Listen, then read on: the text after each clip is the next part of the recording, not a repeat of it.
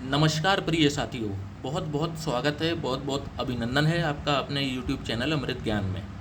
प्रिय साथियों, आज इस वीडियो के माध्यम से हम बात करने जा रहे हैं कि आखिर वो समय जीवन में कब आता है जब व्यक्ति के विवाह के योग बनते हैं। जी हाँ साथियों, हमारे ग्रह नक्षत्र, हमारी कुंडली में विराजमान ग्रह नक्षत्र हमारे लिए विवाह का योग कब निर्मित करते हैं, आज इस वीडियो के माध्यम से हम जानेंगे। साथियों, देर न करते हुए शुरू करते हैं और हम आज 4 बिंदुओं पर बात करेंगे कि यदि इन 4 बिंदुओं में से कोई एक भी चीज़ें यदि ग्रहों की चाल यदि आपके उसमें हो रही है, सपोर्ट में हो रही है, तो विवाह का योग निर्मित हो जाता है। तो साथियों, पहली कंडीशन देखते हैं कि जब भी व्यक्ति को सप्तमेश की महादशा लगती है, जैसे इस कुंडली के माध्यम से मैं बता देता हूँ कि सप्तमेश कौन होते हैं। तो जैसे ये एक वृषभ लग्न की जन्म पत्रिका है, तो वृषभ लग्न में सप्तमेश बनते हैं मंगल। मंगल हुए सप्तम भाव के स्वामी, 8 नंबर की राशि यहाँ पड़ी हुई है, इसका मतलब इसके स्वामी बने मंगल।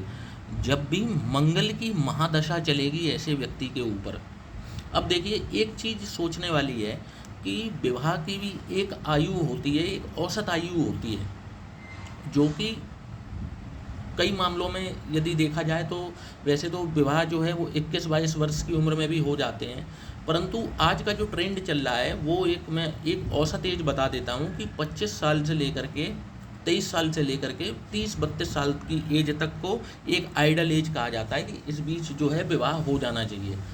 तो अब यदि जैसे सप्तमेश की महादशा जो है अब किसी के बचपन काल में ही लग जाती है, कोई बालक है 7-8 वर्ष का है, उसको सप्तमेश की महादशा लग जाएगी, तो फिर वहाँ पर वो सप्तमेश की महादशा तो लगी, परंतु क्या हुआ कि वो व्यक्ति ही विवाह के भी योग्य नहीं है, अभी उसकी आयु विवाह की है ही नहीं, तो वहाँ पर ये जो फॉर्मूला है वो अप्लाई नहीं करेगा। मैं वैसे बता रहा हूँ कि आपकी शादी की उम्र भी होनी चाहिए, और उसी बीच यदि आपको सप्तमेश की महादशा लगती है तब ये ज़्यादा एक्टिवली वर्क करते हैं और यहाँ पर विवाह के योग निर्मित कर देते हैं। तो पहला पॉइंट हो गया, सप्तमेश की महादशा होनी चाहिए या सप्तमेश की अंतरदशा होनी चाहिए किसी शुभ ग्रह में। जैसे शुभ ग्रह कौन से हुए कि जैसे मान लीजिए आपका सप्तमेश की महादशा ना भी चल रही हो, परंतु गुरु की महादशा चल रही हो। जैसे गुरु विवाह के नैसर्गिक कारक हैं, नेचुरल जो है वो मैरिज के कारक होते हैं गुरु। अब जब भी गुरु की महादशा चल रही हो और उसमें सप्तमेश का अंतर आ जाए, समझ रहे हैं, एक तो मैंने बताया सप्तमेश की महादशा कि खुद सप्तमेश की महादशा चल रही हो, आपका जो है जो आयु है वो विवाह के बिल्कुल योग्य आ चुकी है, सप्तमेश की महादशा लग जाए। दूसरी चीज़, सप्तमेश की महादशा ना भी लगे, गुरु की महादशा लग जाए, उसमें सप्तमेश का अंतर आ जाए, जैसे गुरु की महादशा चल रही हो, मंगल का अंतर उसमें आ जाए, तो आपके विवाह के योग निर्मित होंगे। आप देखेंगे कि इस पीरियड में जो विवाह के रिश्ते आपके लिए पहले नहीं आ रहे थे, आप देखेंगे अचानक से आपके लिए रिश्ते आना शुरू हो जाएंगे। एक से एक जो भी आपके योग्य जो भी रिश्ते होंगे वो आने शुरू भी होते हैं, बात भी आगे बढ़ती है और बात विवाह तक भी पहुंचती है, विवाह होता भी है। तो एक चीज़ हो गई कि सप्तमेश की महादशा या सप्तमेश की अंतरदशा।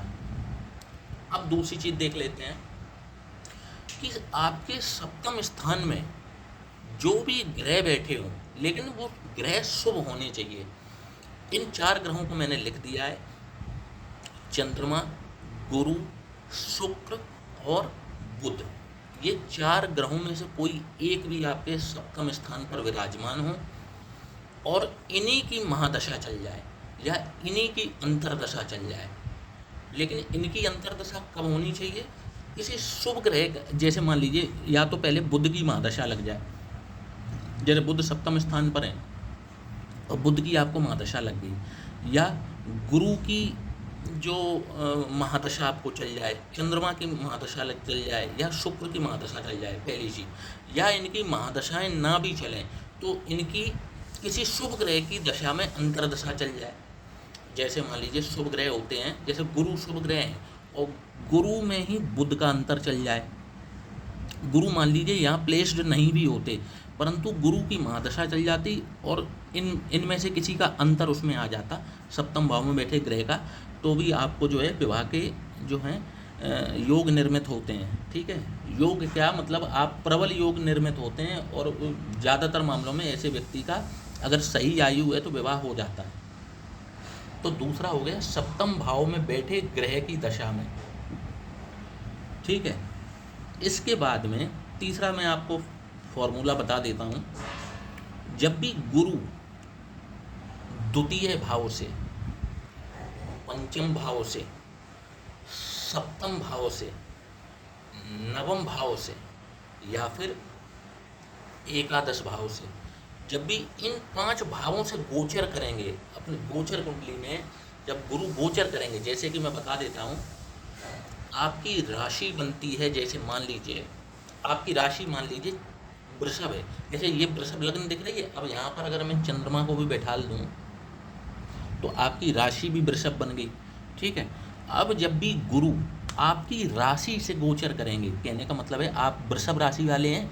अब आप देखिए जब भी गुरु मिथुन राशि, आप वृषभ राशि के हैं, गुरु मिथुन राशि में हो, क्योंकि यहाँ मिथुन राशि आएगी, तो गुरु गोचर में मिथुन राशि में हो, 3, 4, 5, 6 गुरु कन्या राशि में हो, या फिर गुरु 6, 7, 8 गुरु वृश्चिक राशि में हो, 9, 10 मकर राशि में हो, 11, 12 गुरु अपने स्वयं की राशि में हो। यहाँ पर गुरु का गोचर होगा आपकी राशि से, आप वृषभ राशि के हैं, गुरु का गोचर चल रहा हो मिथुन राशि में, कन्या राशि में, वृश्चिक राशि में, मकर राशि में और मीन राशि में। इन 5 राशियों में जब भी गुरु का गोचर चलेगा आपकी राशि से, तो आप देखेंगे तो आपको जो है योग्य विवाह जो हैं आपके वो रिश्ते आने शुरू हो जाएंगे और बात विवाह तक भी जाएगी। तो ये तीसरा गुरु का गोचर 2, 5, 7, 9 और 11 इन भावों से हो।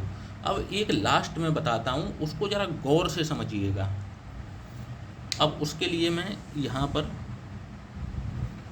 ये हटा देता हूँ, इन ग्रहों को हटा देता हूँ, उसको बड़ा गौर से समझिए।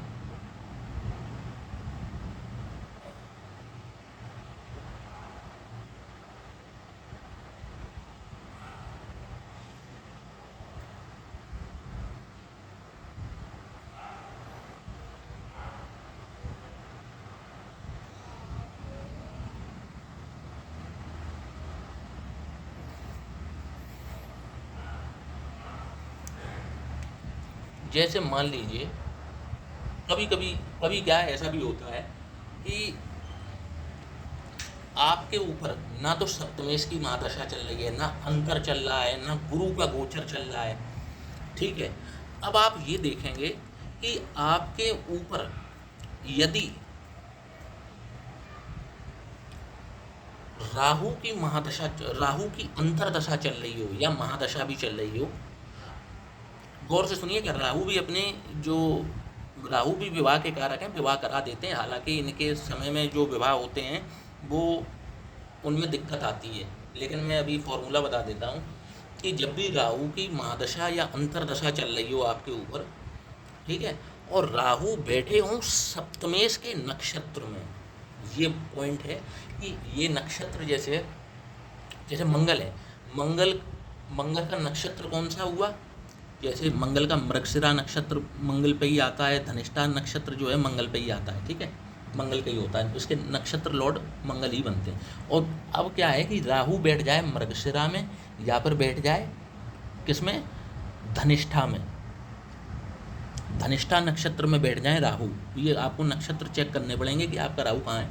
यदि इन 2 नक्षत्रों में अगर बैठे हैं, सप्तमेश मंगल होते हैं, तो ये भी यहाँ पर विवाह के योग निर्मित होते हैं और जो है ये विवाह करा देते हैं। तो ये चौथा पॉइंट है कि सप्तमेश के नक्षत्र में जो ग्रह बैठा होगा उसकी अंतरदशा या महादशा में भी विवाह हो जाता है।